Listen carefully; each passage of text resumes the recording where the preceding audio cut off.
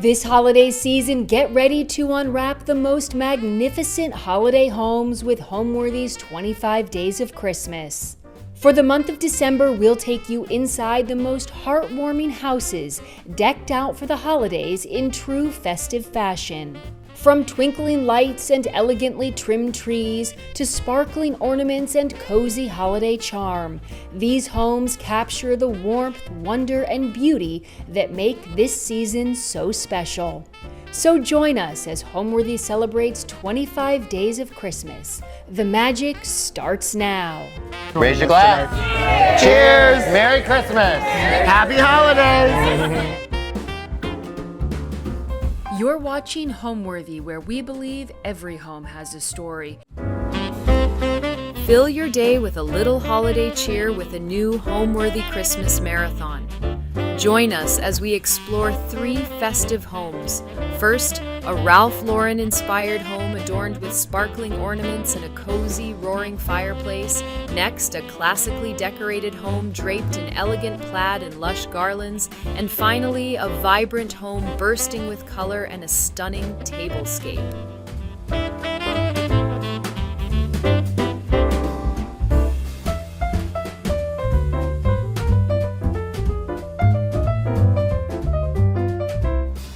Watching Homeworthy, where we believe every home has a story. Hello, Homeworthy. Happy holidays. Welcome to my home in Dallas. I'm Javier Burkle. Come on in.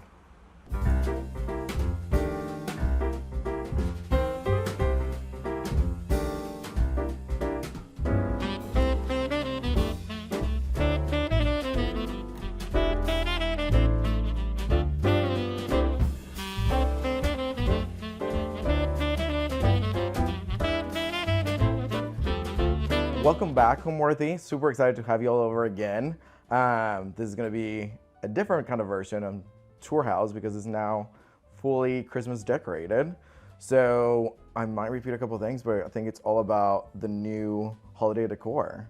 So this house, I found it 7 years ago. I've been working on it since. It's a 1937, owned only by a few people, and I knew that I wanted to keep it with the same footprint, but I wanted to make it more livable for my lifestyle. So I didn't want to change any of the wall spaces. I just kind of wanted to create new spaces that were a little bit more functional. The house is a bungalow style, so there was a lot of potential to adding a lot of textures and patterns, and we raised a couple of the ceilings, and we changed, of course, the main areas like the bathrooms and the kitchen, just for it to be updated. But the main structure of it with the hardwood floors and the trim, we kept it all to the original of the house. Welcome to the living room. This is clearly the main room in the house, and I love the big impact that we were able to create with adding this garland going all the way to the ceiling. This is the first time that we've done it like this year, and I just wanted to make it a little different than we usually do. This room's theme, it's all about the citrus and the magnolia garland. So kind of added a little bit of that orange and yellow color that goes with the decor in this room. The way I like decorating is kind of coming up with a color story and adding layers of warmth and texture to that story.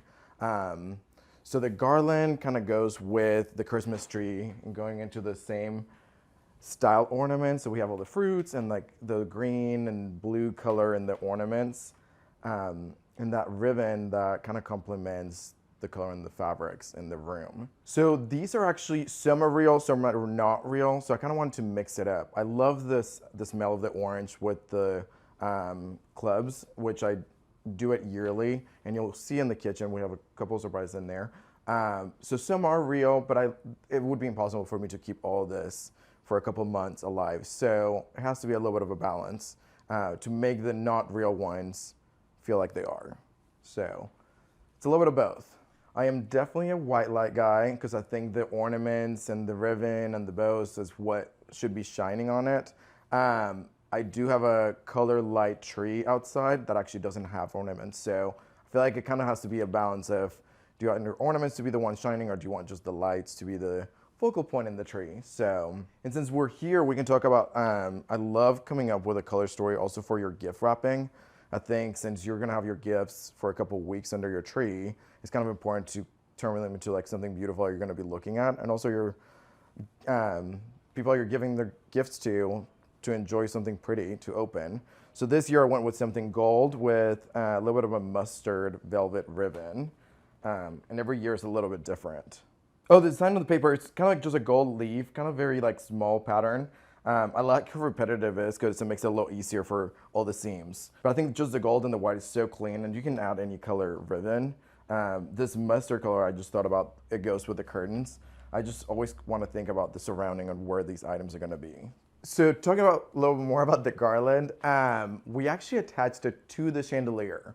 So we did zip ties at the very top link of the chain. The handyman that helps me with everything is the one that helped me install it.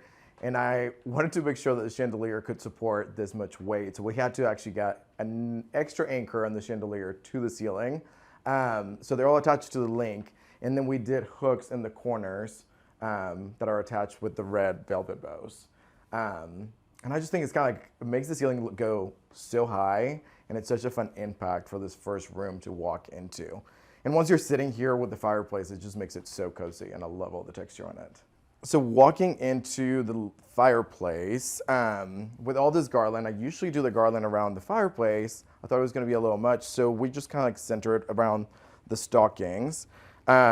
These stockings are just regular ones that I got online, but then I got this Samuel & Sons trim that I actually put on myself, just to dress them up. And again, bring the colors. It's not your typical like Christmas color, but I wanted to bring that orange gold color in the curtains just to make it all look very cohesive in the room. The emotion that I want people to have when they walk into the house is feel like they're special, when like that I put all this effort in making them feel special. I think when someone works so hard and like making it like kind of like fun and a little different every year, people kind of like, it's kind of like creates a game of like what's new, what's exciting. People just want to hang out. So that's kind of like the main reason I love doing all this work. So for people to enjoy it and kind of come in and see what's the new thing and what's the change this year. I think it's the same thing about decor, kind of like when you change things around your house for your own, it's kind of like fun to go back in and like see what's different and like just create a little bit of a different energy of something that you've had for a while. So another important element that I love doing is changing the little shades in the chandelier. We do it twice a year. It's just kind of a fun way to change the color and the mood of the lighting. This year we did kind of like a dark red burgundy color that matches the velvet ribbon in the room. It just creates the light a little warmer. It creates a little bit of a dressier light in the room. And that same ribbon color with the red kind of contrasts with the green in the wreaths, which I think the easiest way to hang a wreath on your window is through your rod. So that's kind of like the way that I did it throughout the house. And this room is green ribbon with just hanging the citrus wreaths on them. And it just kind of makes it a little bit of an extra layer when you're looking out. A very easy way to dress up a little scones or a little painting or a little wreath is just adding a little velvet ribbon. For these sconces, we just added the green one that we used in the windows. And it kind of just makes it a little bit more festive. It dresses it up. It gives it a little bit of a extra special little moment just in the light. We start decorating the day after my Friendsgiving, which is usually the second weekend in November. And it takes about a week and a half, on and off. But the Burkle creative team comes over and we kind of have like a little bit of a pre-holiday party. And everyone helps me put like the major things up.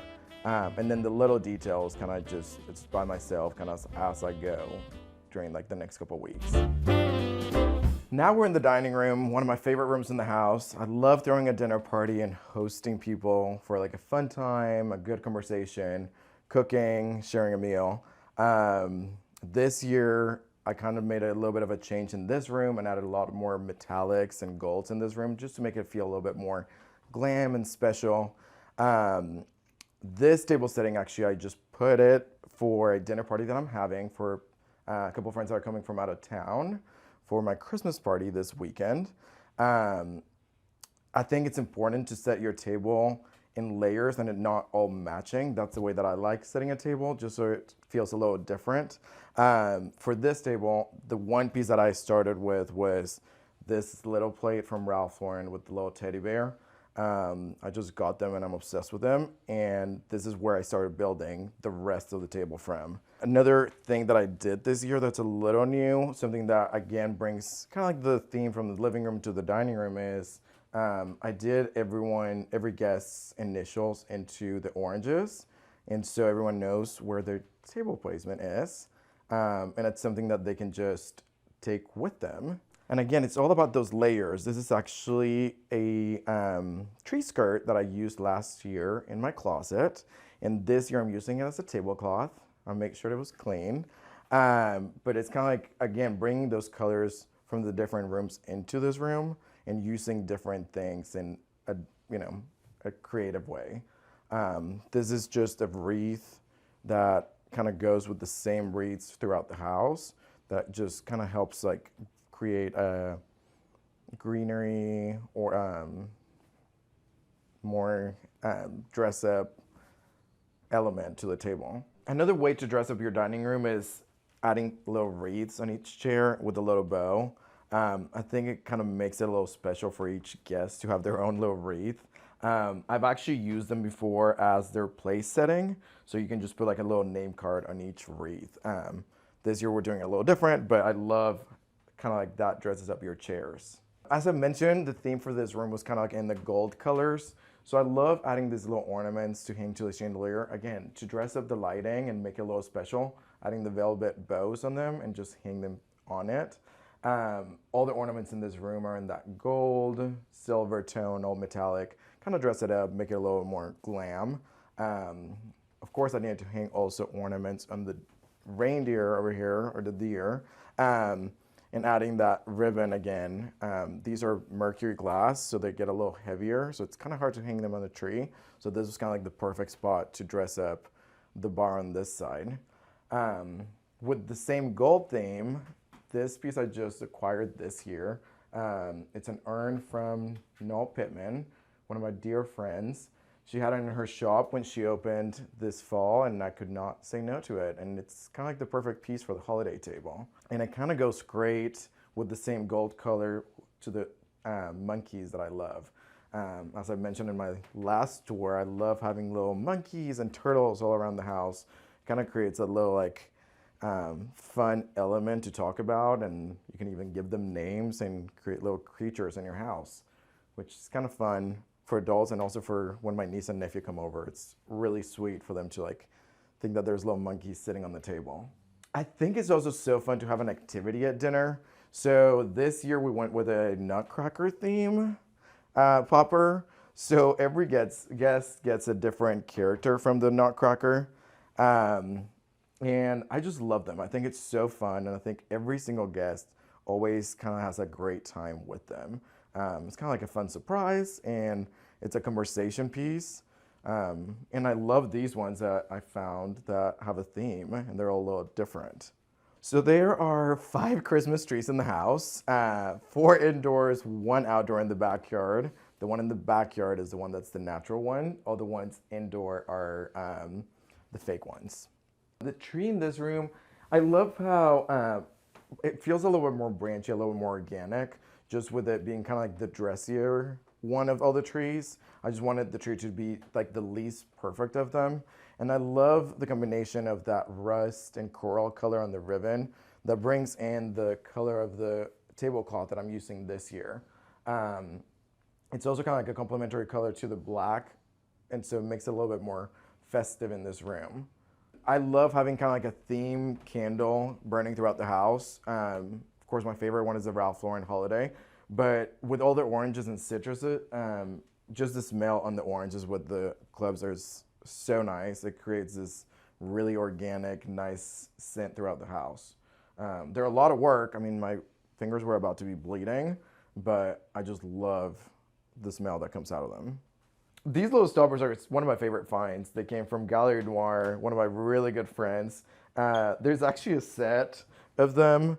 They're just really cute iron little dogs that, again, another little creature to add into a room for a conversation. And they're actually functional because this door actually because of it's an old house, this door kind of like wings a little bit. So it's kind of like a good weight to keep it open.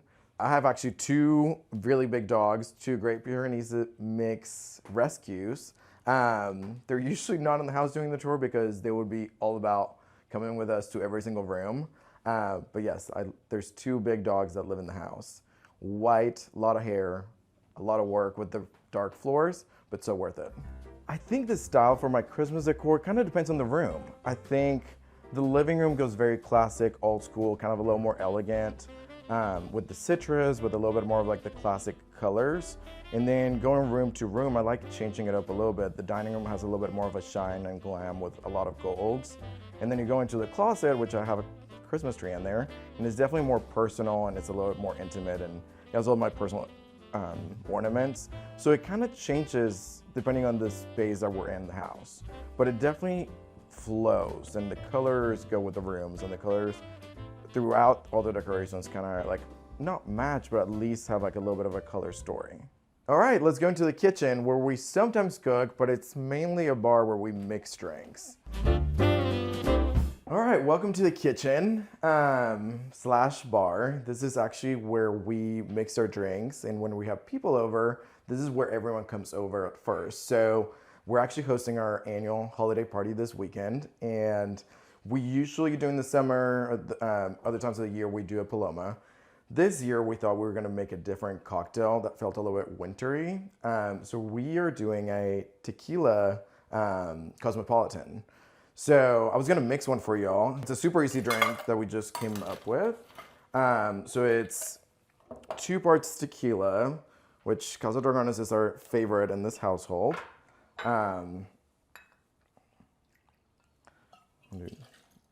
Tequila, 1 part Cointreau,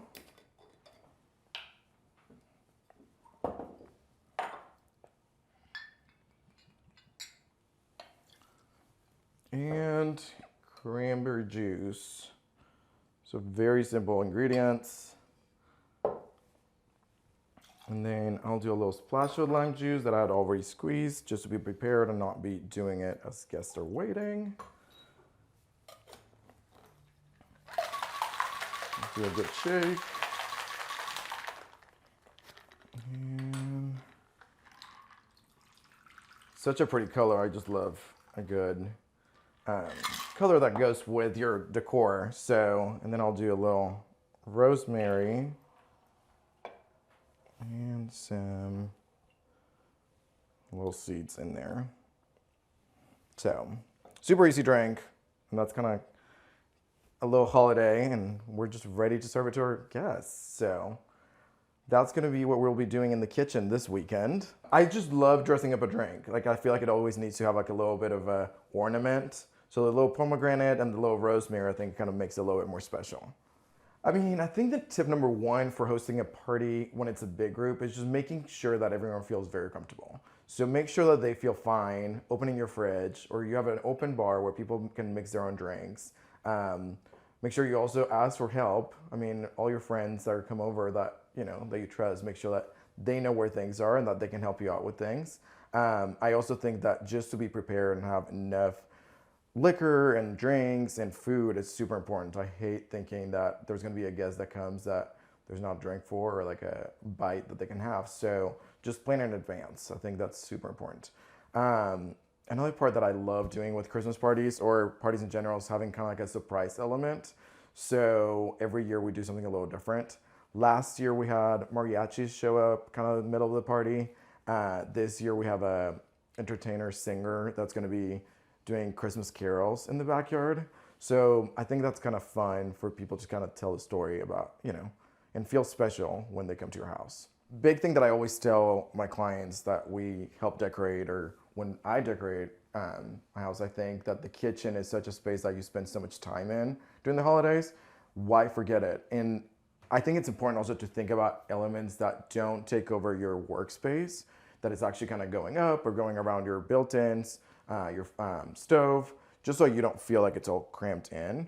but make it feel special too. During the holidays, you're gonna spend a lot of time in the kitchen. So I think it's important to add it to your holiday decor room.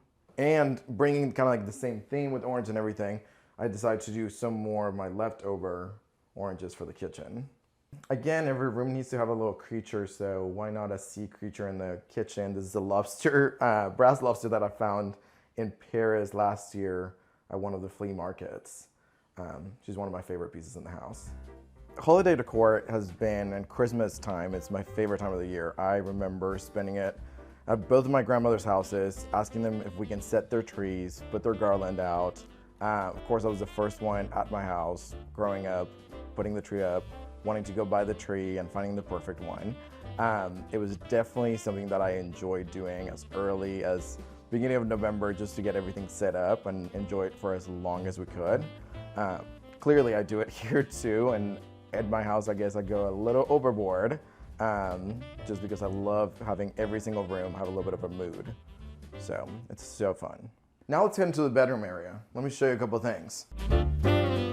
Welcome to the primary. As you can tell, I have a background with Ralph Lauren. I used to work there for a couple years, and so that influence still comes into this house big time. In the bedroom, I kind of wanted to still make it feel very cozy. It's still holiday, so a very easy way to do it is just changing your bedding. I think just adding a little bit of a plaid with your normal bedding. I mean, this white sheets with the black blanket is what we have year round, but adding a little bit of red with the plaid is always so much fun, and you know, it's kind of nice to change it a couple times a year just to make it feel a little more special. Also the bedroom, I think it's kind of like a place like it's fun and cozy during the winter, so adding a couple of wreaths to the windows with the easy ribbon hanging from your rods. It's such an easy little add-on that makes the room feel so special. I think a bedroom is so important to keep clean, actually. I love having it like picked up all the time because it's kind of like my relaxing space. And so whenever you come into your room, you shouldn't feel like stressed that you need to be cleaning up or picking up things. So most of the time, a little bit of my mess is in the closet, but the bedroom I try to keep up as clean as I can and make the bed every day. I love having a lot of pillows in the bed and adding a lot of layers and patterns to all the accent pillows. I'm a very easy bed maker. I just like folding my duvet in 3 at the bottom, blanket and sheets, and then a ton of throw pillows on there. One of my favorite places to sit at is actually in the bedroom. So I love having some comfortable chairs in here. These ones I found at Scout this year actually, and the color was already perfect. This is a place that I love coming and putting my shoes on, having a seat at the end of the day and watching a little TV. And then I have my little third eye to keep the evil eye out of this house. So I got it in Greece a couple years ago, and it kind of just, it's a fun little piece to keep in the bedroom. Another piece that I love in this room is this little camel stool. I found it at Round Top a couple years ago, and I just thought it was kind of like the funniest little thing, and it's actually very comfortable to put your feet up. It's funny because it actually, if you lift a little cushion, it kind of folds up, which is kind of really fun. I don't know if someone was traveling with it or where it came from, but I just love the little, again, creature that it turns into. So another element that I love doing in any room is using the ceiling as the 5th wall. In this room, I decided to add this plaid that has a little bit of a dark gray black pattern on it. It just creates that extra layer of kind of luxury and coziness in any room. I love painting the ceiling. I love adding wallpaper to the ceiling, adding medallions. It's kind of like that extra special moment that, you know, if it's just white, it kind of just disappears, but there's so much more that you can do with it to create another design element. Just like in any other room in the house, I like adding a little bit of a garland and some Christmas lights. So in here, the mirror that I finished, like my last like tie by tie or little details, I like having a little bit of that light glowing in the morning, and also at night, just finishing the day while I'm watching TV. It's kind of fun to just have it on and feel the holiday spirit in here. Also, I like changing the pillows. That's such an easy way to like create a little decor just with the bedding, just adding a little bit of an accent in your bench in your bedroom, or like a little blanket just to throw it. It's so easy to just add a little bit of a holiday motif in each little corner. We have one more tree in the inside of the house, and this is actually the most special tree to me. It's the one that has all my special ornaments, and it is actually in the closet. So if you want to follow me, welcome again to the closet. And this is my favorite tree. I think your closet is like your most personal and intimate space. This is where you keep your favorite things and where you get ready and start your day. And so this tree is actually the one that has all the ornaments that have a little bit of a meaning or have a little bit of a story behind them. Clearly it's the most packed tree in the house, and it's the one that takes the longest because I love kind of opening each ornament and thinking where it came from and the story about it. So my favorite ornaments are these needlepoint ornaments that my friend Kathy makes for me every single year. And she's so thoughtful. Whatever's happening in my life that year, she'll do an ornament that has a story with it. So the year that I did Kips Bay, she needle pointed the Kips Bay logo into an ornament. Of course, she did the slippers. There's a tag, like a traveling tag. Every single year, there's something different that she makes for me, which is super special. The other favorite part of this tree is I didn't put a star in this tree. I actually did a top hat. It is my great-grandfather's hat when he got married. My grandmother gave it to me, and it's one of the most special things in the house. And so I love it that it kind of goes in theme with the closet and the lights that are in this room. So just to keep it a little interesting and fun and, have a purpose for that hat to find a little home during the holidays. There are a lot of shoes in this closet. That is the one thing that's like my weak point. I have a little bit of an obsession with stubs and woodens, of course. And then also Sabahs, based here in Dallas. I'm all about a slipper and an easy shoe that has a little bit of statement. I love wearing something kind of fun that creates a little bit of conversation. And I think it's kind of like a thing that now people talk about, that they're like, well, how many shoes do you have, or what shoe are you going to wear today? So it's kind of a fun element to wear, and it's kind of like a fun conversation starter. I think people like talking about what shoe am I going to wear. There are a couple that could be Christmassy. I think the green velvet with the martini is definitely a holiday shoe. And then there is the, the salamander kind of is a little holiday-ish. I think those are kind of like the most holiday ones. I thought there was one more. Oh, there's a black martini. And then there's the crest with the little green and red. Usually when I wear it actually comes out like the day of or like 10 minutes before. That is not something that I plan. I plan the decor, the food, the drinks, but what I'm gonna wear is just kind of like a last minute thing. You know what, sometimes I regret that I don't do it with enough time, but that is something that I hope I don't have one more level of stress. I try to not. A new element that I added in the last year to the house is I added this wallpaper to the ceiling. It's from House of Hackney, and it's kind of looks like a Persian rug. I love how cozy it turns this room into. It kind of even makes it feel like a little bit of you're wrapped in a little gift or present. And I love how warm it gets it. And a little detail that I want y'all to look is my friend Ashley, who does all of my murals. She paints over your fire alarms or your air vents. So I play this game with my niece and nephew, like to look up and see if you can find their alarm box. It's actually complete camouflage when you look up at it. So it's one of my favorite patterns. All right, let me show you a couple of things in the den, which is actually the second bedroom of the house. I decided to now have a TV in the living room, and so I turned the second bedroom into my den / kind of like cozy watch TV room.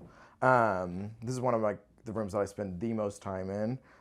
It's super dark and cozy, and it's kind of super easy to just lay down on the couch and watch a movie for hours. So again, this is another pattern in the ceiling, fifth wall. We went with a blue theme in this room. And then for the holiday decor, I decided to do a black watch pattern. So all the ribbon in the tree, the ribbon in the wreath, and the pillows in this room are all black watch.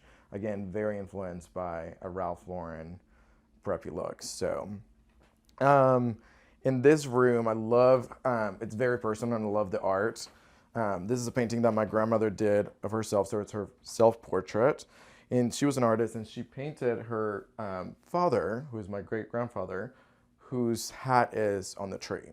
So it's one of the paintings that means the most to me. And I barely got to meet him. I was very young when he passed, but everyone in the family says that that's who I remind them the most. So I love that connection to him. All right, let me show you something real cool. This is a TV room, but I also don't want it to look like it's a TV room. So I have the Samsung frame, and I got this easel made just for it to look like it's standing on like a wood easel and not just the legs or hanging on the wall. I just wanted to make sure it looked like it was a piece of art. Before we head out, I'm going to show you the bathroom. This is a project that I did a couple years ago where we remodeled it and recreated the space, creating a wet area and then using these vintage antique chests, turning them into the vanities. This is a mural done by Ashley Braithwaite. She was in here for about 3 weeks painting the walls, and she came up with this theme of English garden. I love the colors that she used. It's all about that green, beautiful color with a little bit of a gray that brings in some of the subway idea, you know, old school. I love adding eucalyptus in the shower. Either it's hanging from your shower head or having it in a base. It just makes it feel like it's a little spa, and it smells amazing in here when the steam is going. This is one of my favorite spaces that we've created in this house because it kind of completely reworked what the old bathroom, the single bathroom that was in the house for the primary, kind of created a space that's a little bit more functional.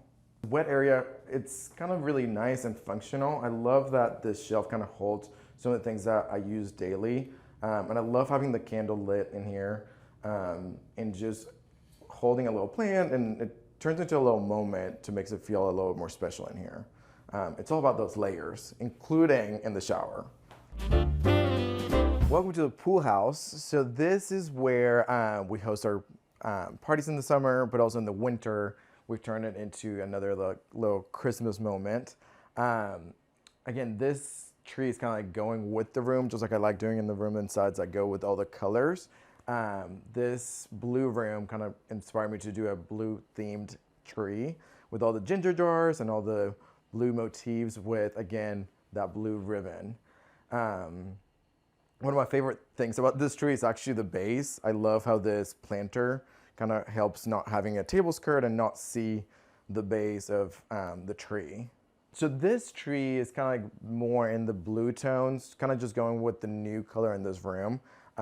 This used to be my office and it was all white. We needed to be able to see everything, picking fabrics and wallpapers and everything. So now that it's back to a pool house, I decided to go with this darker, moodier room. And that's how this tree came along. All this blue and white with the ginger jars, with the chinoiserie motif was kind of like inspired by the color of the room, kind of like the same way that the other rooms work, with the blue ribbon, with the TV room, or the more warmer colors with the fruit in the living room. This is kind of like how I decided to decorate each tree, just so it feels like it's part of the decoration and it's not just like an addition for the season. So that's kind of like the best advice that I can give my clients is like, make it feel like it belongs in the room and it's not just an addition for a couple of weeks. All right, and over here I have this dollhouse that I've been working on. It is a gift that I'm working on for my niece Vivi. I found this amazing antique shop in Mexico that has a great collection of antique miniature furniture. And so I bought a couple things last time I was there, and just starting to get the collection going for her. One of my favorite things to do during the holidays and during our party is serving Raising Cane's. We go and order 200 chicken fingers and we just keep them warm throughout the night as people come in and out during the party. And we tried serving them in kind of like our nicest silver and our hot plates and some of our nicer dinnerware, just to make it feel like it's a nice holiday meal. But it's the simplest, and everyone loves a good chicken finger. It's a tradition, so usually our invitation says canes and cocktails come from 6 to 10. We just love having that tradition and everyone knowing what they're expecting to eat that night. And then I don't have to cook. I don't have to cook anything. I just go pick it up.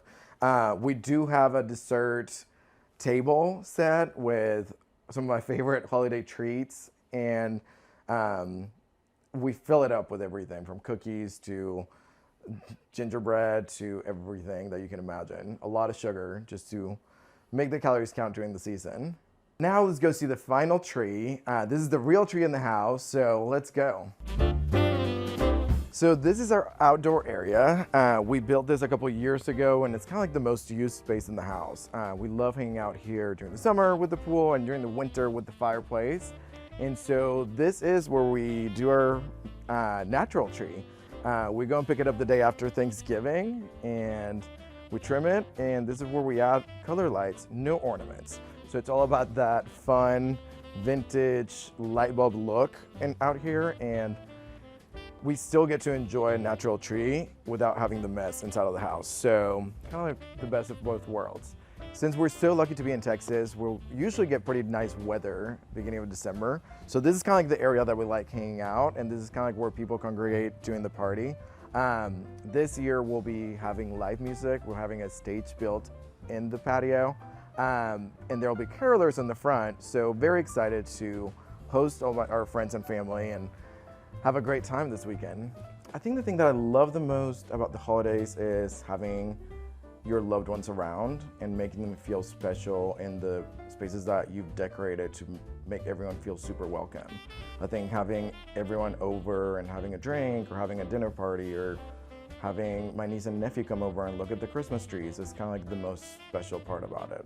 I think it's kind of like a time where everything feels a little bit more positive and everyone's a little bit happier, and it just feels like the energy is just a little different, and it's nice to have that little break to be able to end a good year with.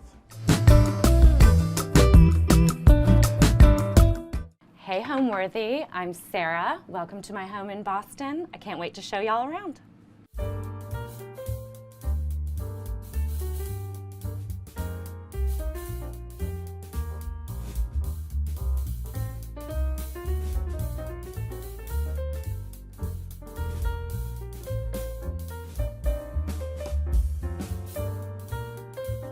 You're watching Homeworthy, where we believe every home has a story.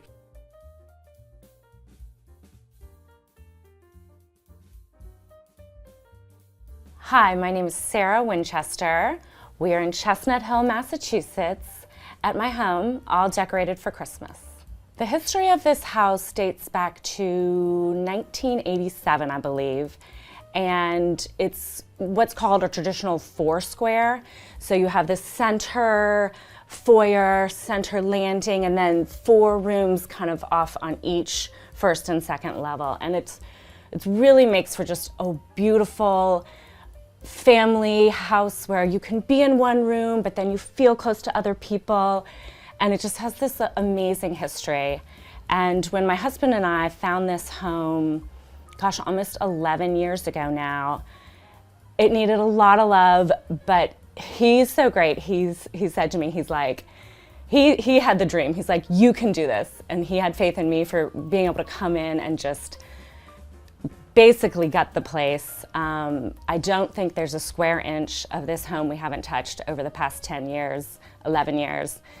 And unfortunately, we did it in every incremental phase. So we've lived through every renovation and iteration of this house. And it's just a labor of love, and we love it so much. And we feel owning an older home, especially in a city like Boston and Chestnut Hill, you really do get the sense that you are like a steward, a caregiver of this home until the next generation takes it and makes it their own home. I live here with my husband, Steve Curry, and our 2 children, who are 11 and 9, and our 18-year-old cat, Magnolia, who has been with me since I moved up here from Atlanta before I was even married. So she's the OG and also the inspiration for all of this Christmas decor with the magnolia leaves and bringing in that Southern and New England mixed together, because that's our family. I'm from Atlanta, my husband's from Massachusetts. I've got 2 little Boston babies, and we live here. Welcome to my home.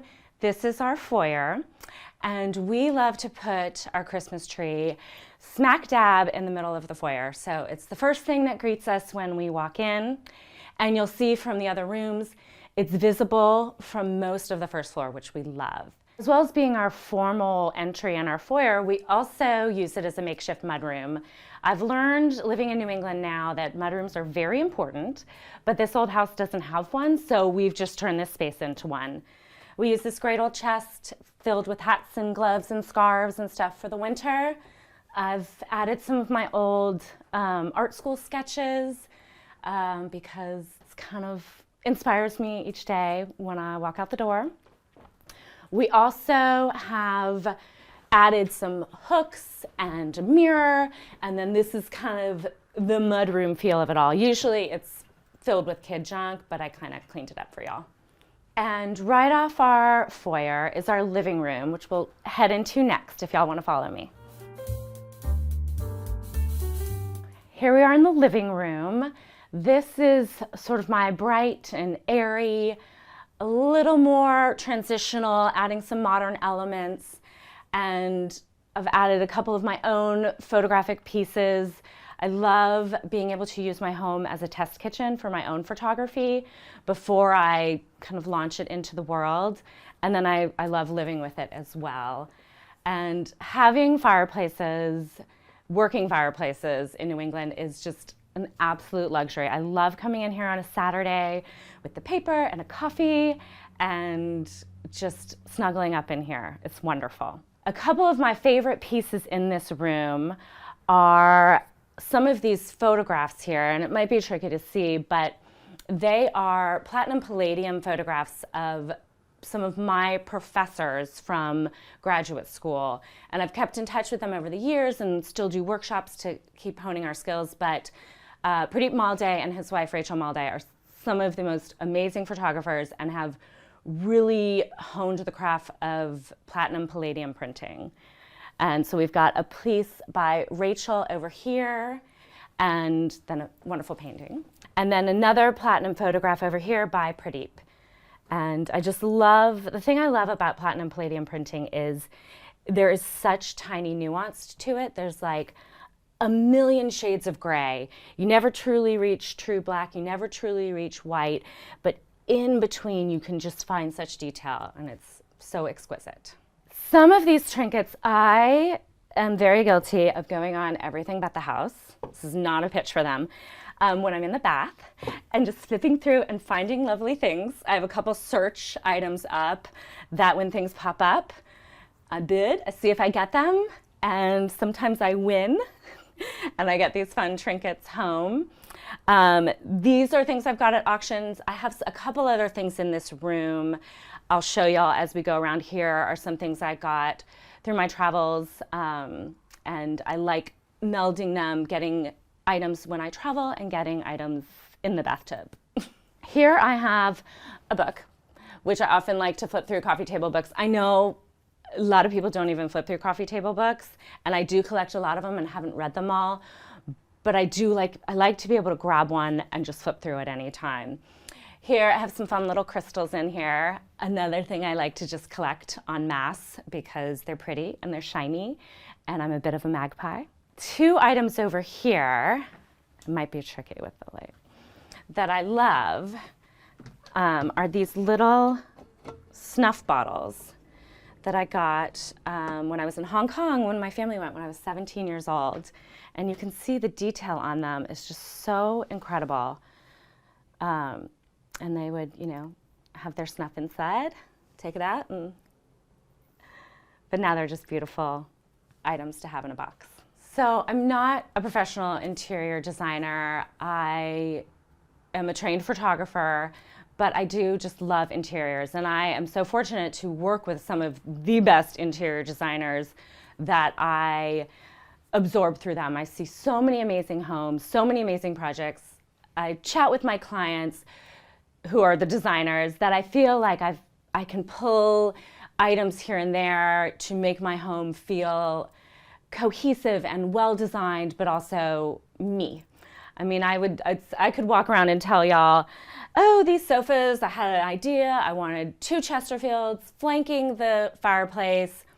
I asked my friend and client, Cecilia Walker, where should I get them? What color should I do? And I do ask my friends for advice, and they're so kind and so forthcoming, and I think everybody just loves creating beautiful spaces.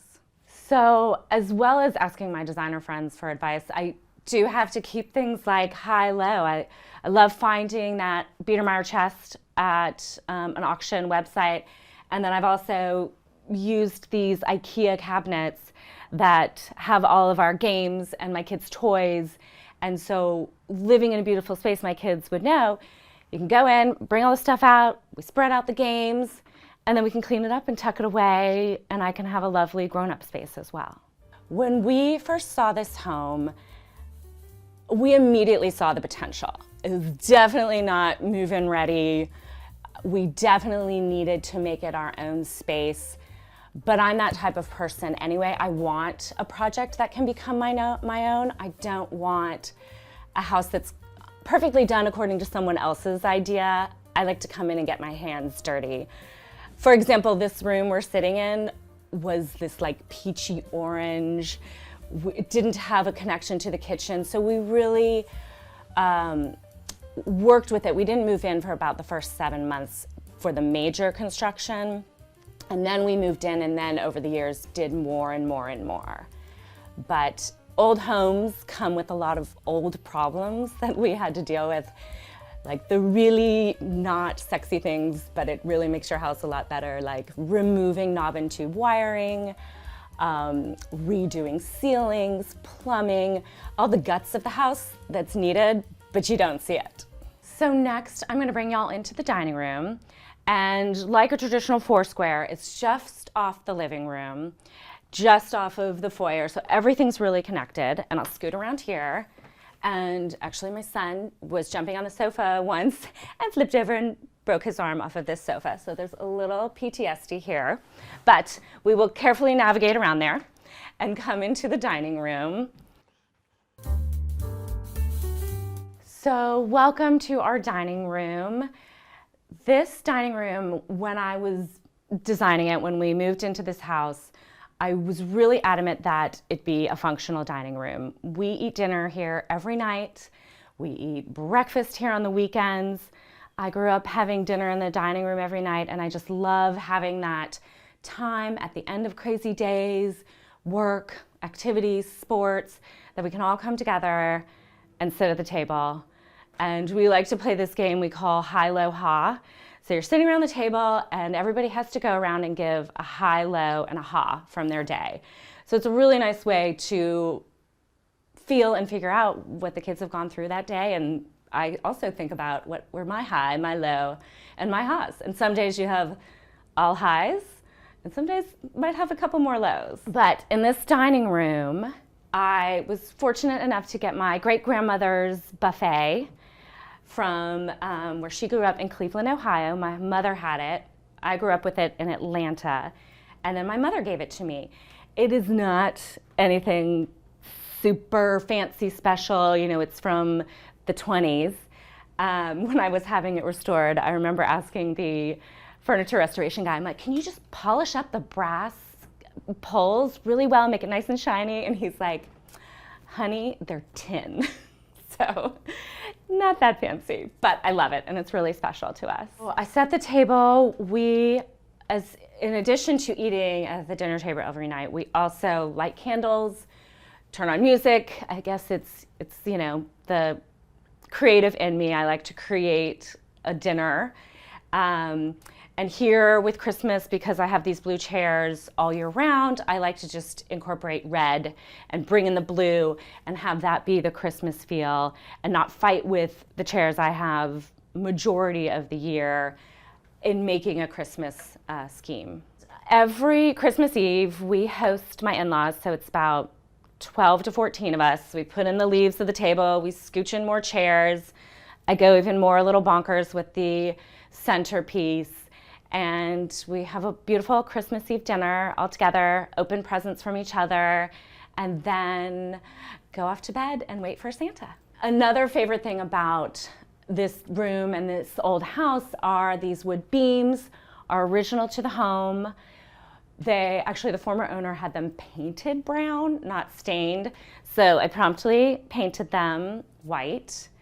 And I also added another one of my own photographs here. I think it just makes a really fun, modern pop over this really traditional piece in a more traditional home. I really love having that mix. I like having something unexpected. And I love when we're sitting around the table with different friends and family, everybody has a feeling of where they think this was taken and in whatever their travels and their experiences were. And that's the great thing I find about art. It's something I made and I have my own experience, but the minute you put art in the world, other people are going to bring their own life experiences and have their own interaction with that piece of art. And that's kind of what art's all about. I am definitely someone who likes to go all out for the holidays. My husband jokes I'm a combination between Buddy the Elf and Clark Griswold. So I just love to go bananas, and he knows it, and the kids love it. My daughter the other night, we're sitting here watching a movie by the fire, and she said, "There's just nothing I love more than sitting here together on the couch and glancing out to the side and seeing the Christmas tree lit up." And I was like, me too, me too. Like, that's exactly how I feel. I just love nestling in the winter and decorating the house and enjoying it. So from the dining room, we will transition into the breakfast area and the kitchen. So come along.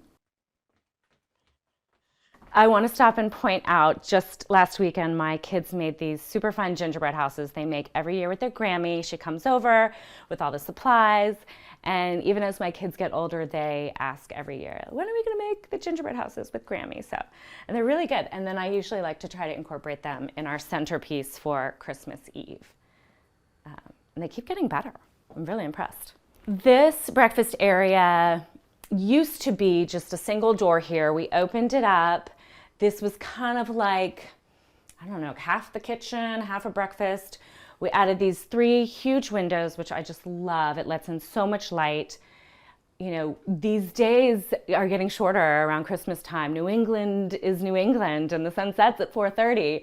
But having all this light coming in during the day just makes it feel so bright and airy and uplifting and wonderful. And probably how, as a Southerner, I am surviving in New England all these years. I chose to do more of a movable bench than a built-in banquette.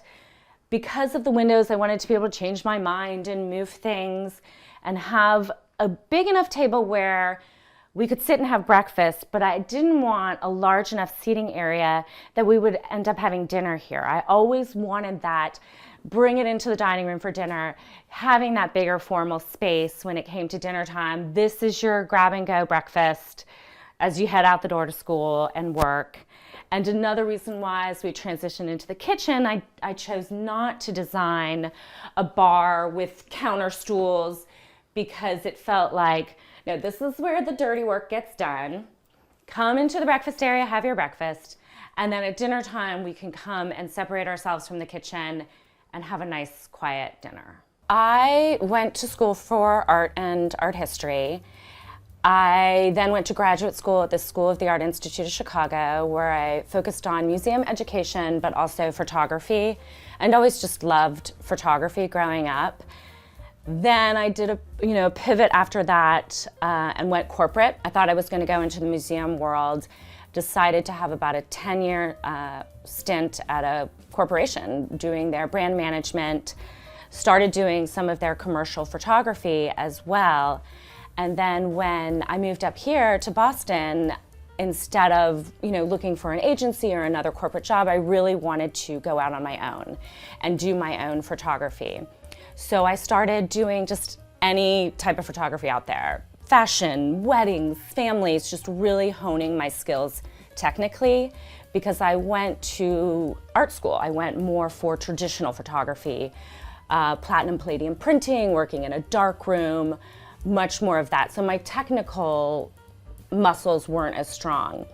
Then after my second child was born and I started making friends with people in the design community, I really decided that interior photography was my jam, was my passion.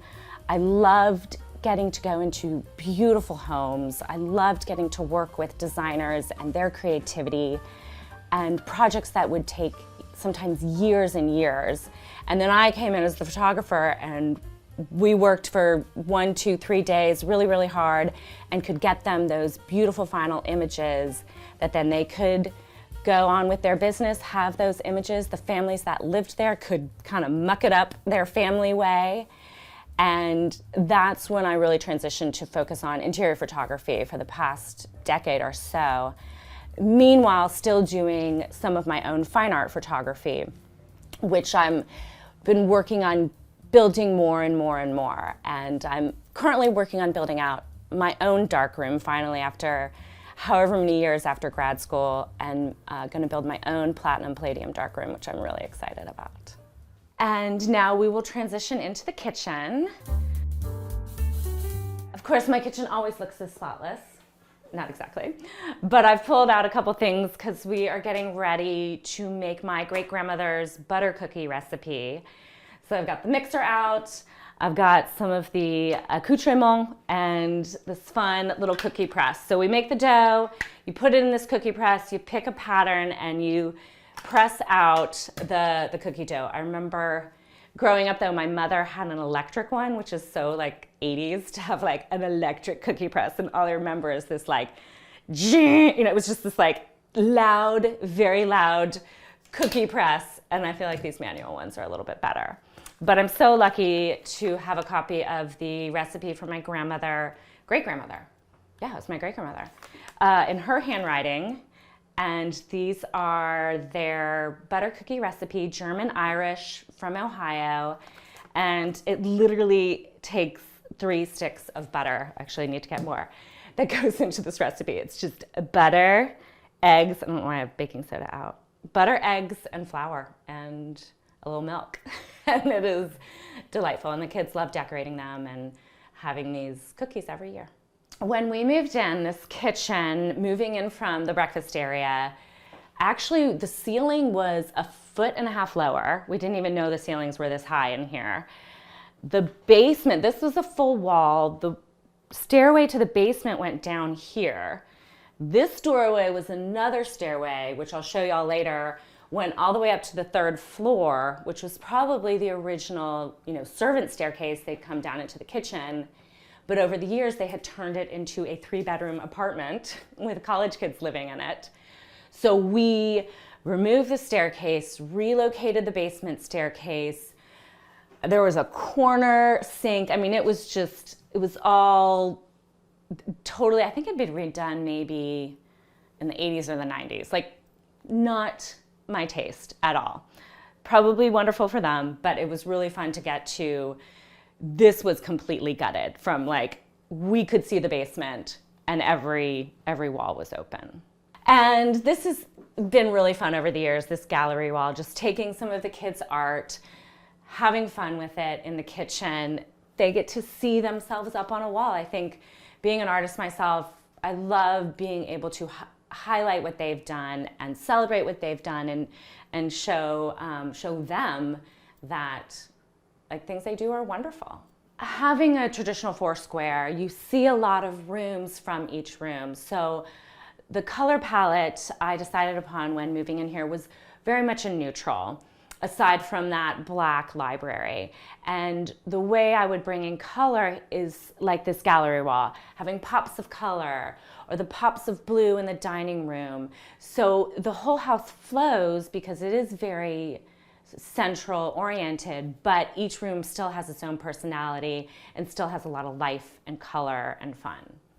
Creating a beautiful home with children starts with a mix. And so I have pieces from IKEA mixed with antiques, mixed with sofas from Jordan's furniture, but it works and it's covered, and the pattern is very forgiving and the color is very forgiving. And you also have to be okay with things breaking, things getting stained, things breaking. I also feel having children around beautiful things and nice things and not freaking out about it, they've grown up kind of knowing how to take care of things, knowing that this is nice and I'll be special around this, or this door I can kind of slam. I think also, as I said, you have to be okay with things breaking. I can show y'all there's a jam to the door frame over there, and I remember my son was maybe 3 or 4, and I hear this like banging, banging, banging, and I come running out making sure everything's okay. He's holding the broom. He is hammering against the door jamb, like chips of paint and wood are coming off, and I'm like, "What are you doing?" And he looks up at me like so adorable, curls and everything, and he goes, "But it was the dragon." And I'm like, all right, that's an adorable thing to say. I'll just have to get some paint out and repaint it. So, and then take the broom away promptly. I'll show y'all our little first floor powder room now. Powder rooms are always such a fun place to go bold because you don't see them from everywhere and you're not in them for a very long time, but it's where you can have fun. So taking on this black and white neutral theme from the rest of the house, I kind of went bananas with this black and white and gold and gray Japanese wallpaper, fun tile floor, and a little chinoiserie cabinet that my mother gave me. Next, I'm gonna get to take y'all to my favorite room in the house, our library. And originally, this was a wall, these doors weren't here, so we opened this up so you could access the library. And now we have direct access from the library to the kitchen, which is great because I call this our library, but the largest thing in the room is the television. So this is also the TV room. But I love how the black paint actually kind of helps the TV disappear. Doesn't help so much with the PlayStation and the Nintendo, but those are facts of life. When I designed this bookshelf with our builder and our carpenter, I really wanted it to hold all of my coffee table books, all of our other books, but also be the main TV room. And doing these doors, like a double door, when you open them up, they're flush with the bookshelf. And when you close the door, when you're watching a movie, you can sit in here nice and cozy and the doors just become a part of the built-in, which I love. Let me walk y'all around this bookshelf. It has a lot of wonderful, wonderful things up here. On the top here is a whaling scene. I got it in an antique store in Nantucket for my husband. And it's wood, and what it originally was would have been the top to a chest on a ship. And we love New England, we love the coast, and I got that for him for Christmas one year. Another item which has made the hollowed halls of the bookshelf is my husband's college football helmet. He's very proud of it. He should be, worked very hard, so we allow the football helmet to make the formal library. So again, on my love of Christmas, my love of this room, I just went bananas. A couple years ago, another good friend of mine, Jen Figgy, I called her and I said, let's just give me a design idea for my house. I love Christmas. You're such a talented floral stylist. I'll, pay for all the fixings that you think, but like, give me your vision, your unedited vision. And she came up with this amazing idea to drip greenery from the antler chandelier, and this idea of the greenery speckled in with pheasant feathers. And I loved ordering and getting these magnolia and cedar garland from Weston Farms in North Carolina.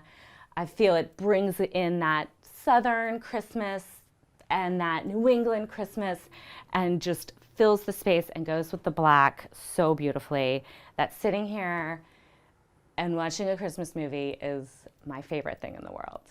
These stockings are John Robichaud stockings, and I got them, I think I was pregnant with my first, And kind of always secretly knowing that I wanted 2 children, I purchased 4, knowing that when you find something you love, if you go back a couple of years later, you might not find it. So I purchased 4 and tucked one away, had our first child, and then when I got pregnant with our second, was able to take out the other one and have it embroidered with our names on them. And I love them. A fun thing about these 2 fireplaces, y'all saw the living room earlier, which is sort of the bright white, a little more modern. This is our library, darker, moodier. Originally, these mantles were flip-flopped.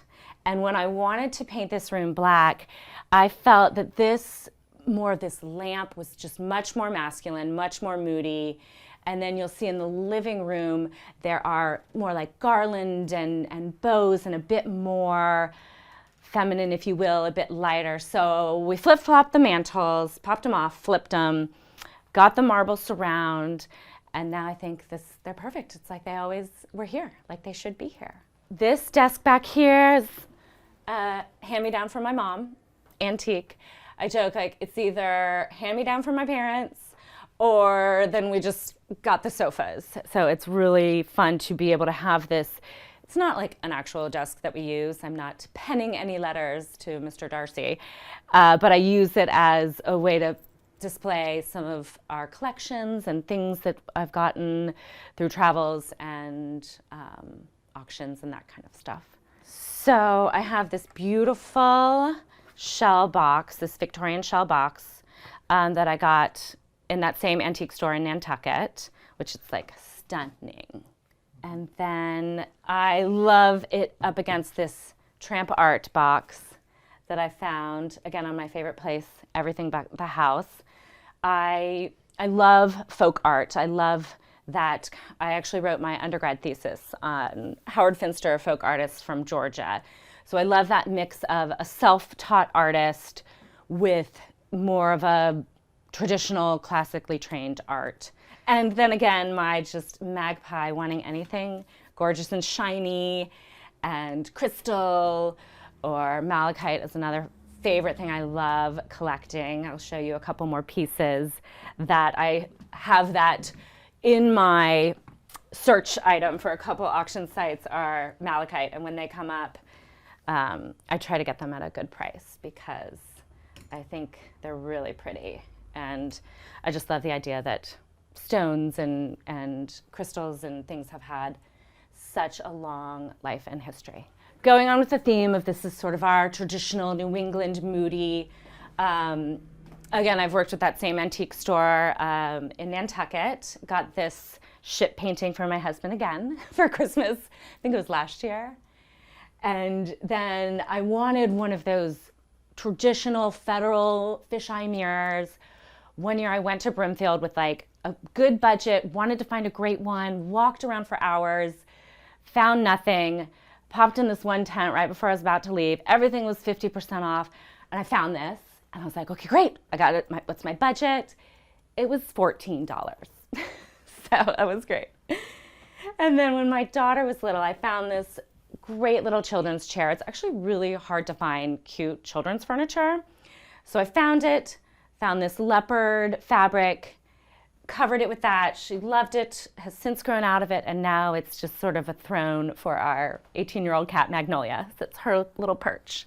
So when designing this room, knowing that a black room would absorb a lot of light, I really wanted a lighter, more muted rug. So I found this great Oshak rug.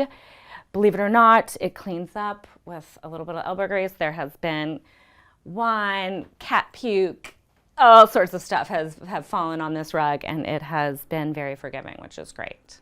My personal sense of style, I guess you could say it's transitional. I love the traditional bones of this old home, but I also love popping in something kind of more modern or off. I love to say that when I look at a room and I design a room, I love for my father, who can be very traditional and wonderful, but I would love for him to walk into a room and be like, this is wonderful, this is so lovely, but that's interesting. That's an interesting choice. And then I know I'm taking it, one step further, making it my own and taking a spin on things. When it comes to who's wearing the design pants, My husband certainly has an opinion. There's been some light fixtures I've put up and he's absolutely vetoed. I definitely love having him involved because I want it to feel like his home, but the great thing is he knows I'm a creative. He knows I love doing this. My home is also my canvas, so my whole family is really supportive of letting me just go to town. Sometimes there are mistakes, and sometimes they're great. And I've seen my children take this over too into their rooms and their lives of finding creativity and solace in the space that you create, because there is something just so wonderful and important about home, about where you live, and it affects your mood and it affects how you live, and I very much am affected by my atmosphere and my surroundings. Next, I'd love to take y'all upstairs, see our landing where we have our second Christmas tree. Okay, this is our landing, which is such an amazing super secret extra space room in this house.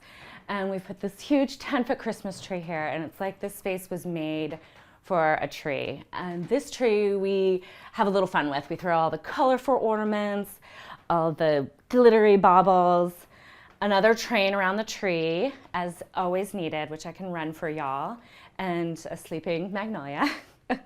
You have to pay the kitty tax if you pass by. Pay the kitty tax. And recently in this landing, as I was saying earlier, I love using my home as a test kitchen for my own art. And I had traveled to Paris and just taken a ton of photos. And then after coming home and sitting with it, I found these ones that I really loved and blew them up huge. They're like 6 feet by 4 feet. And I think they look amazing in this space. I love how they create almost another window on either side. And I love the large format. And I love being able to use my home to try out things of my own work, and almost like a rotating gallery. These incredible slipper chairs, once again, are from my parents, hand-me-down, which is amazing. I love this fabric. Magnolia loves sitting here in the sun.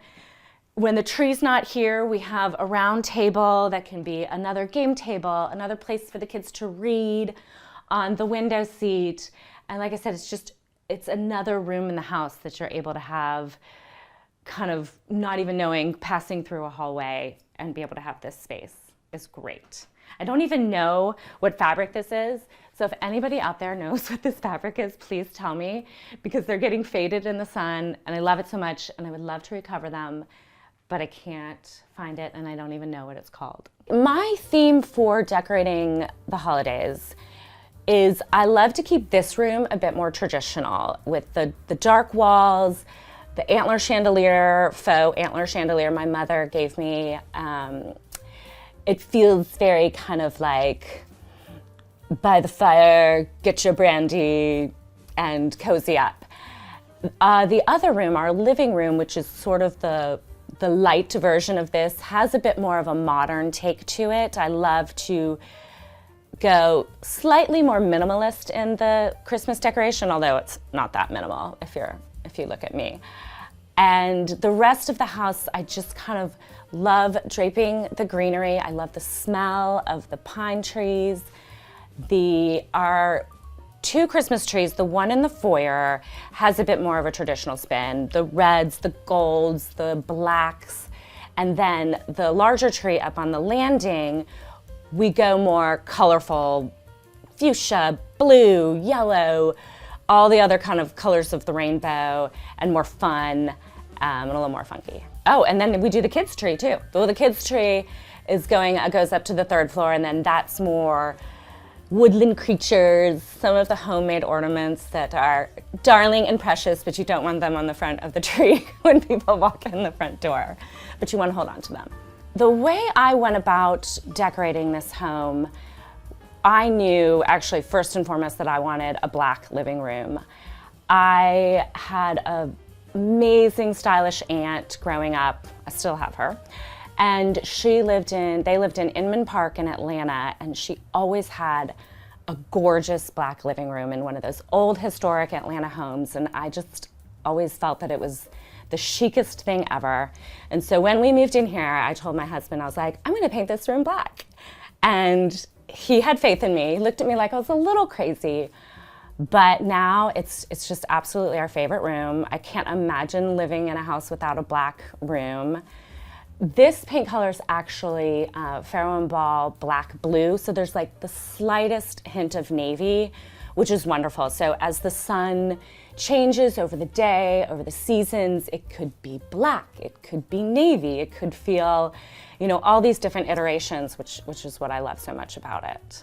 Again, in a 4 square, we have this central hallway here just above the foyer, and there are 4 bedrooms on each corner. 1, 2, 3, 4. And this one is the primary.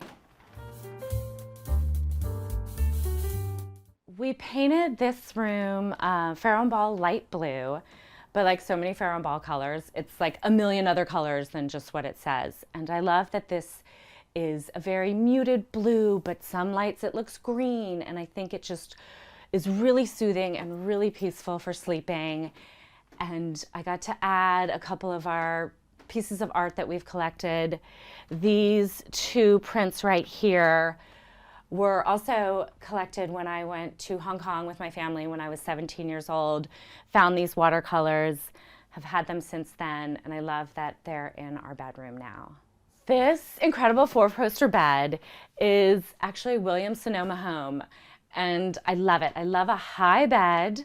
I love a 4-poster bed. It's a small room, and you would think that a bed this size wouldn't fit, but I actually feel that sometimes larger pieces of furniture in smaller rooms make the room feel bigger, that it can hold a bed this big.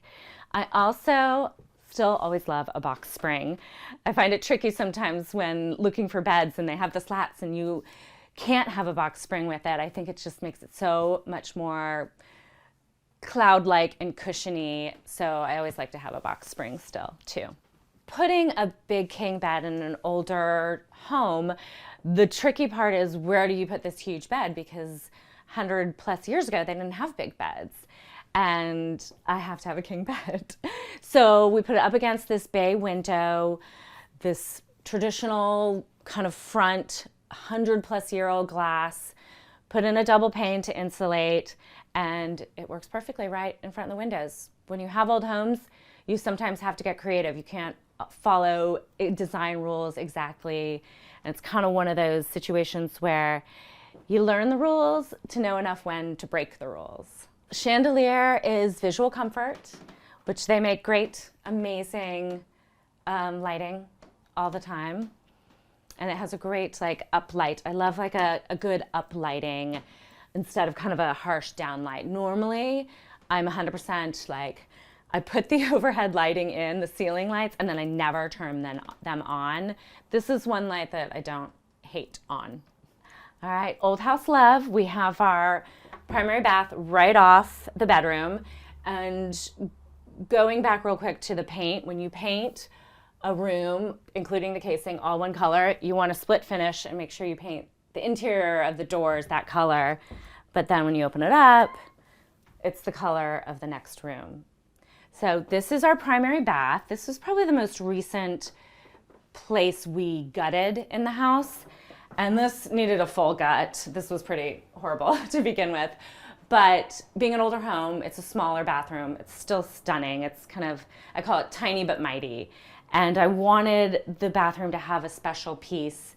So I worked with our millwork company, found an old chest on First Dibs that I wanted to replicate and turn into a vanity, but it's, you know, completely new millwork, plumbing, but I feel like it looks like a piece of furniture. So there's a little jewel.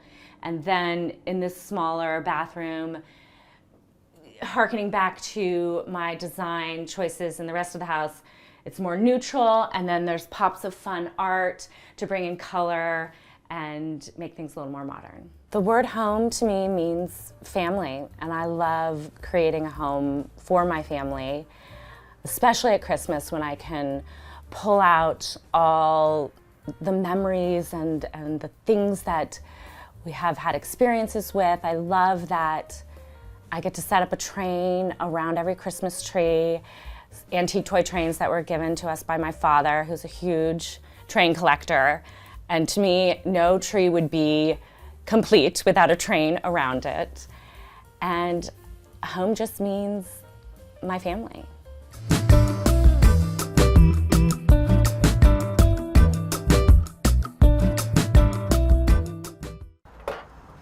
Hi, Homeworthy. I'm Elizabeth. Welcome to my house in Massachusetts. Come on in.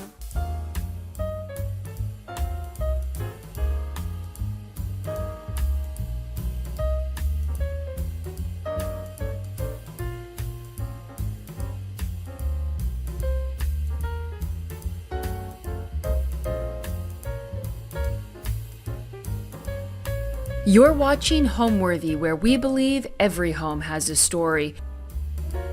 Hi, I'm Elizabeth Benedict. We're here at my home in Chestnut Hill, Massachusetts. This is my dog, Woody. Our house was built in 1910. It's a Georgian colonial. We moved here 18 years ago when I was pregnant with my third child. This was the first house I looked at. It was a broker open house.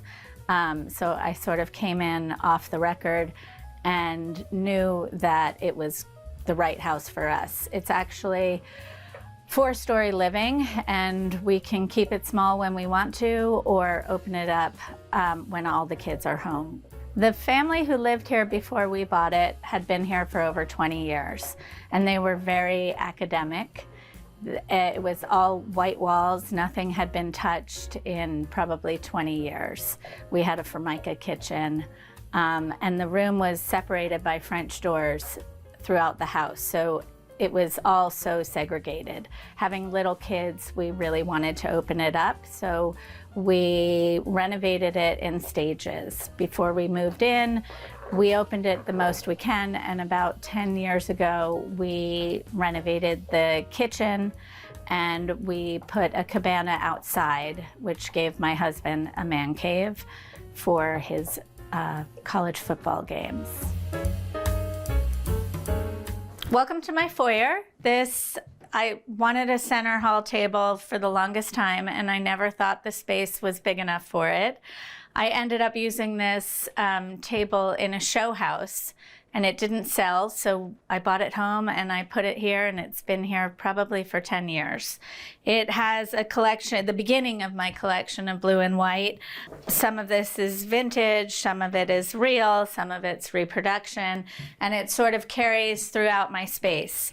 You'll find it up the stairs and going down the hall. The favorite thing about this space are my flying Santas. I bought these in New York when we were first married, and they are falling apart, and I keep trying to put them back together because I love them so much. Like, this guy used to have really big antlers and they all broke off, but I think you get the picture.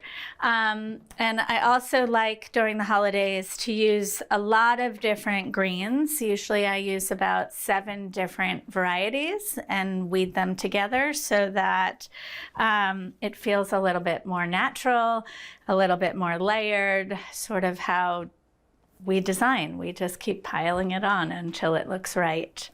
We put this wallpaper in before we even moved into the house. It's Brunswick and Fee. It is called Coletta, and unfortunately it is discontinued.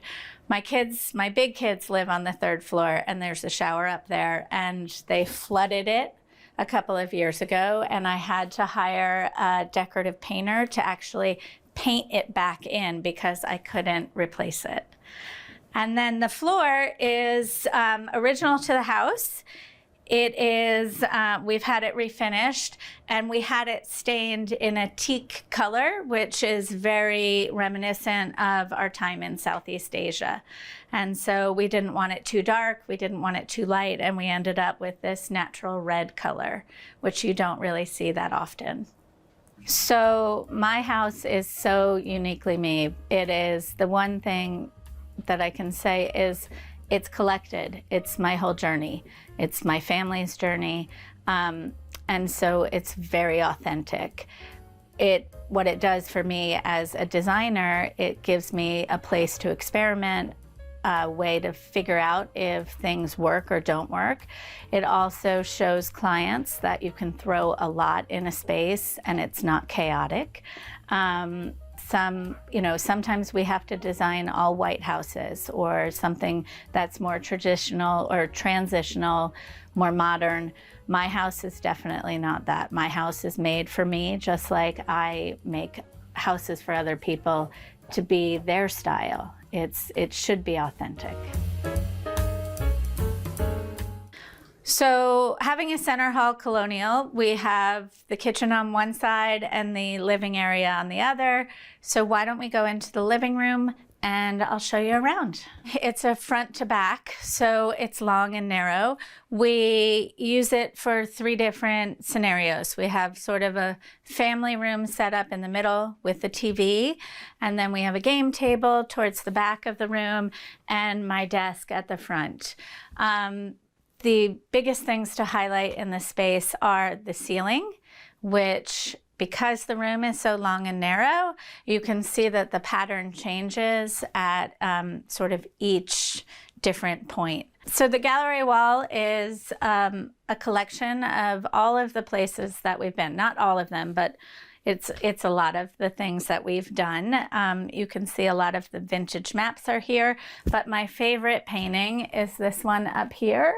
And this is something that I bought when we were in Jordan. And so it's just, it was at the beginning of our marriage. It was the first real piece of art that I actually purchased for myself. And it's just found a lovely home in this collection. You can see it also reinforces my color palette, which as a designer, sometimes I can't help it. And then here is our fireplace wall, and this is sort of where Christmas happens the most. It has all of our stockings, and again, this sort of layered 7 different types of greens. The dogs even have stockings, and then we have our carolers, which are a sort of one for each of us. So you see there's 2 girls and 2 boys. So because this room is a little bit casual, we just have a big ottoman to put your feet up on. But these are proteas, which are a favorite of mine. We spent some time in South Africa a few years ago, and every time they have these at the flower market, I try to pick them up. Swivel chairs are amazing for getting around tight spaces. Here's our game table, and we use this all the time. The kids do puzzles or play Scrabble when their grandparents are in town. Sometimes they'll do homework or pop up a laptop here while we're watching football. So it really is a multi-purpose space. And even just a few details here with the berries. And we replaced a piece of art with the wreath just for the holidays.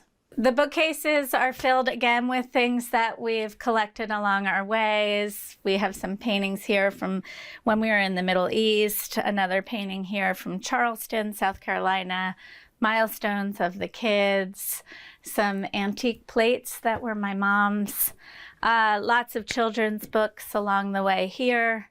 And one thing I love are these old block print. These are actual blocks for making fabric. When my kids were in a wedding, graduation, I mean, it's just all of our life. So our Christmas tree is filled with a hodgepodge of things from our life. Here's an ornament from Hong Kong. It's actually made out of bamboo. Here's something that a colleague of mine made. This is my shop that's down the street. She had it painted. This one's from London, from Fortnum and Mason. Another friend painted this, Elena Boriardi. She does all of these dots. Another artist that we rep painted this one for us, Logan Ledford. Then I have things, my mom bought these at the Festival of Trees when I was little, and she made these angels. She crocheted them. So it's really just a hodgepodge. Nothing makes sense. There's no theme. This was the only thing that I bought that I have a lot of, and I just love the pop of red that it brought to the table, or to the tree. It's like they're just big gumballs. I think they're so fun. This is the only tree we have in our house. We keep one in the backyard that has colored lights that my kids love to see at night. But we don't, the only thing we do to that is put the lights on it. We put the tree in the same spot every year. It's so you can see it from the street and the first thing you see when you walk in the front door. I have extra seating and stools for many different purposes. Vintage things that we've rehabbed. You never know when you're going to have company or have to pull up an extra chair. Plus, as a designer, any reason to layer another thing in or bring in a new fabric, stools are the easiest way to do it. This is my desk. I bought this when we lived in Hong Kong on Hollywood Road. I've had it for 25 years now. I have a collection of my favorite photos from my kids, and then my mom collected paperweights, and so I have a handful of hers here. I also have this. This was actually my great-grandmother's. She picked it up in London when Queen Elizabeth was first coronated, and so I've had it in my collection of things ever since. I am Elizabeth. It goes with my business, which is called Elizabeth Home, and my slogan has come from this, and it says "Live Royally." Oh, this is a decoupage lamp, and so this is a company called Carson and Company. She doesn't make them anymore, but everyone is completely authentic and unique. She actually cuts out and puts the all of the frogs and the flowers, and then she glazes from the inside out. So they're completely unique. Not one's the same. This one has the craziest things on it. There's butterflies and bugs and frogs and flowers, and I love it. And right off the living room, we have our sunroom. So why don't we take a walk into there? So this is our sunroom. It's the coziest room in the house. When the kids were little, it was filled to the rim with toys. And as they got bigger, we ended up putting a TV in here, and it sort of became a dumping ground for where we've been. So we have these Santas we picked up in India. This is a Tibetan pillow. We have little beaded animals from when we were in Tanzania. And this is a portrait of my parents from when they were in Istanbul. And this came from Venice. And so it's just a collection of everything. Teapots from Thailand. This guy's from India. This room was part of the house. A lot of the center hall colonials in this area have sort of these smaller sunrooms that are an extension of the house. It is original, or at least as long as we've been here. We just cleaned it up. The brick fireplace was here, and it shares a flue with the living room. So I think this was always an internal space, but you get so much light. There are 8 windows in this room. So it's a nice place to be in the spring or the summer to open it all up and let the breeze come through. So over here we have this great little vintage chair that I picked up on the side of the road and just put a remnant fabric on it. We also have this very Southeast Asian vibe going on here with some fretwork, a bamboo table, and these jars that I got in Bangkok years and years ago. So I'm a sucker for a fiddle fig tree. I buy them, and usually they last about 5 years. When I first got this one, it touched the ceiling, it filled the whole corner, and now I actually have to zip tie it together just to make sure it continues to grow.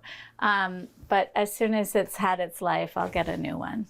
My style and my decor is Color, it's very saturated. We lived in Hong Kong for a couple of years when we were newlyweds, and that was really influential to me starting my business.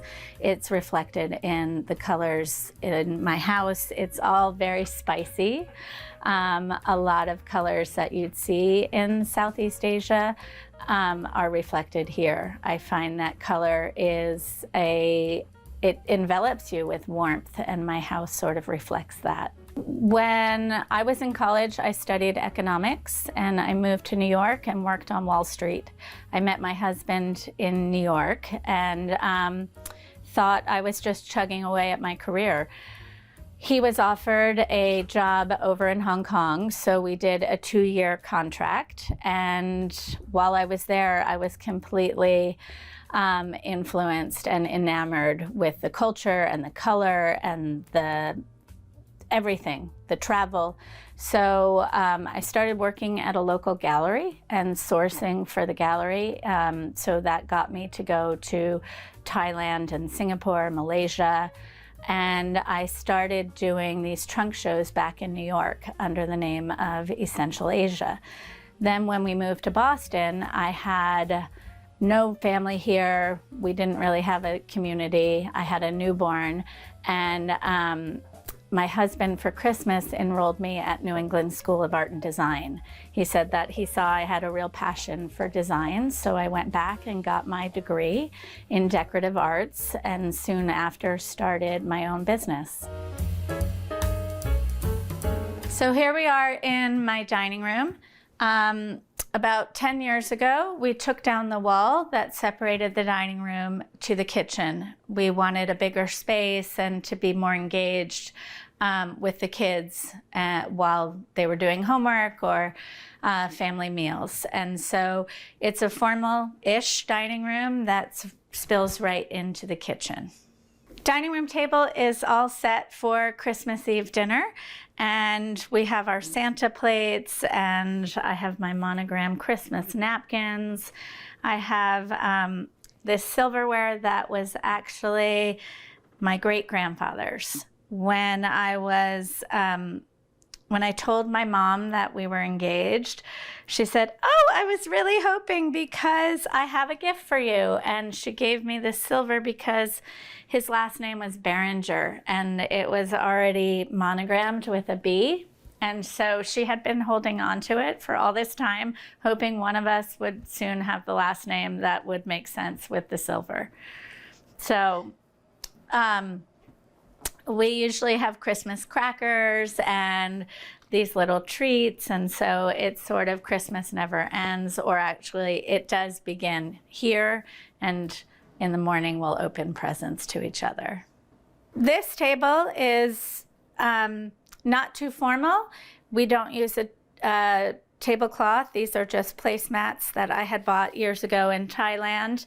The centerpiece is just leftover greens that I had used for the mantle with some pomegranates and acorns, some holiday candles, and we bought out the good crystal for wine and water.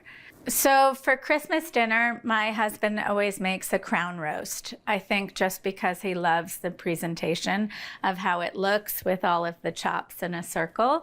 And we pair it with mac and cheese because Uncle Chris makes the best homemade mac and cheese, and it's just become sort of a family tradition.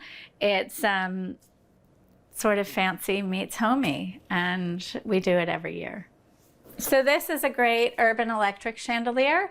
It's mirrored, and at night it just reflects all of what's happening underneath it. It's like your table of 6 became a party of 12 and makes it a little bit more festive. I found this great armoire with the chicken wire fronts at a secondhand shop, and we keep crystal and china and things that you get for your wedding that you never really use in here. Some old photographs from the family and lots of little elephants that I've collected over the years have made their way here. I have this one pair that I love that are silver from Thailand. And they actually open up, so you can put some sort of treat in there or a hideaway. I'm obsessed with elephants because of my travels. When we first went to Thailand, I was so surprised that you could actually walk up to one and pet one. And did you know that they're kind of hairy, but they're so cute? Even on the dining room table, we have our knife rests are these little silver elephants. So this is our dry bar, and to keep things sort of casual and fun, we have a kegerator next to my mother's old punch bowl. So again, a little fancy and a little bit homey. So we're ready for anything. As you can see, I go all out for the holidays. My family home was filled with a lot of tradition and collections, and after my parents passed away, I was able to take on all of my mom's collections. So I've got a great Santa collection, I have a Nutcracker collection, I have things that I've picked up along the way. Our tree is filled with lots of old and new. We have great little bamboo ornaments that we got in Hong Kong. We have things that we bought when our kids were little or things that they made, and then some new fresh things that that you get exposed to and you need to add them to your tree. Every year we go bowling with our in-laws. It's always a fun way to do, to get together, or with my sister and her 5 kids. So it's not all about being in the house. The kids like to go ice skating. We usually try to do the tree all together, although now I have 2 in college. So it's hard when they aren't here and you have to do the traditions without them. So moving out of the dining room and into the kitchen, even though it's all one room, this is really the heart of the house. We all like to cook, and this is a great space where we can all be together. Somebody can be at the island or at the dining room table while we're cooking and cleaning. And so it's a nice integration into the rest of the house without it feeling like the kitchen is sort of an afterthought. So I'm the everyday cook, and I have, all of the favorites. My husband loves to cook though, but it becomes like a big production, and nobody really wants to be in the kitchen when he's cooking because he gets so intense about it. But he is an amazing cook, and so he decides to cook on the big occasions like Christmas and Thanksgiving, and sometimes, Super Bowl. But for me, I like to cook the basics. So the island with this center sink, I like everything to be a little bit symmetrical. So we've got some preserved boxwoods. This year I'm trying to grow my own paper whites. And then we've got this amaryllis ball that's dipped in wax that I just thought was the coolest thing. And so I'm going to attempt to grow these for the holidays. And we have a wood top, which is unusual. But again, this has been here for over 10 years, and it's just patinaed a bit with us. And the bit of wood makes it feel a little bit warmer, and it's not another hard surface. Even our lanterns have a little bit of Christmas. We soften them up just by wrapping them with greens. So my husband likes to make pizza, and we actually have a pizza oven outside. I found this great vintage pizza peel years ago, and when we hung it up, we didn't realize that there was a bird sort of burned into it, which is so cool. It became a piece of art. As a designer, I'm always looking for another space to style. This is one of our bar carts in our kitchen. We actually have 2. This is a great space to have the bar set up, but also cookies and some water. It's right next to the dining room, so it serves as a mini buffet when we need it. When we first moved into the house, we didn't have a mudroom, and this window used to be the exterior of the house. So we loved that you could still see down and into the backyard, so we left it. Here is another bar cart that we keep in our kitchen. This one's always set.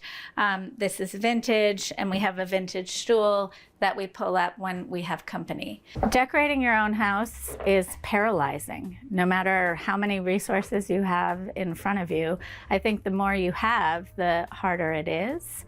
So for my clients, I'm so objective, and it goes back to sort of my sensible math background, where I see it like a geometry equation. When I walk into a client's house, I know what's supposed to go where, how it's going to fit. There's always some sort of jumping off point. When it's your own house, it feels like such a commitment. And I really can appreciate that my clients have a hard time with it, because I have a hard time in my own house. What do I love most about my home is just the sense of comfort. You come in here and you really feel like you can be yourself, you can relax, you can futz around, it's our whole history. When my kids aren't here, they're all big now. So I've got 2 in high school and 2 in college. And this whole house is our life. And so you're constantly reminded of that, all of the good times and the big things and the little things, and hanging out in the living room watching movies or football or cooking in the kitchen. This is just us in a nutshell. So here we are in the mudroom. Again, this was an addition that we put on because we had 4 kids, a lot of in and out of the house. And so the only way to do it with the access to the basement downstairs was to have this pitched roof and this set of stairs. Every kid gets a cubby, and above the cubby is my mother's Santa collection. I love pulling this out every year. It's sort of like they need to know when they come in the door whether they're going to be naughty or nice. And so this is just sort of a reminder that Christmas is around the corner. My favorite Santa is the guy here with the ski poles.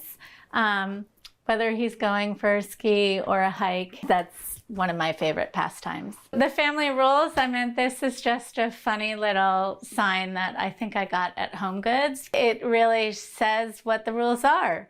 Always tell the truth, work hard, keep your promises, try new things, don't whine. Laugh out loud, always say I love you, use kind words, do your best, be grateful, be kind, be proud of yourself. Say please and thank you. It doesn't matter where it comes from, it's kind of good words of advice. So while my kids have cubbies, my husband and I are a lot messier than they are, and we needed a place to hide away our things, so we put these built-ins in, and then I had a local artist paint the fronts of them so that they'd be more interesting. And they gave me this chinoiserie motif on the front. Fits in with the rest of the stuff in our house. So we have this little powder room off the kitchen. It's so super cute. It's the smallest room, and we needed storage, so I had this vanity made, and it has this little secret door where we can keep all of our toiletries and anything you might need. Plus, it's got this great wallpaper. This house is especially homey because it's filled with things that were my grandmother's, things that were part of my husband's family, things that were my parents, things that we have. It's just our whole life, and it has such warmth to it, and such it just has so much history and love that walking in the door is immediately your day is better. So travel is a really important part of our family dynamic. It has been, I think, starting a marriage off in a foreign country and committing to always explore and find new things and teaching our kids how to do that at a young age.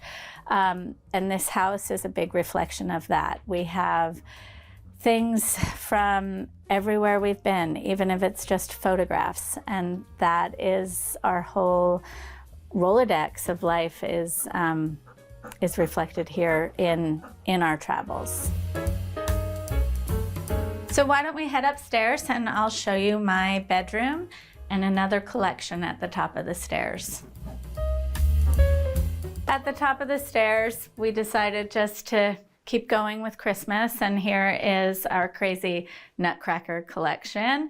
I'd have to say my favorite guy is this one over here. I just love his hat with the bells. I think it's so funny. So again, this was another one that was just passed down to me.